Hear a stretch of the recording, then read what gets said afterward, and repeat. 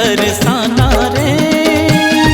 ये मोर प्रेम दीवानी मोर दिल के रानी, ये मोर प्रेम दीवानी मोर दिल के रानी, मोरे मन मोहा गेना तोर बर माया लागे रानी मोला माया लागे ना, तोर बर माया लागे रानी मोला माया लागे ना।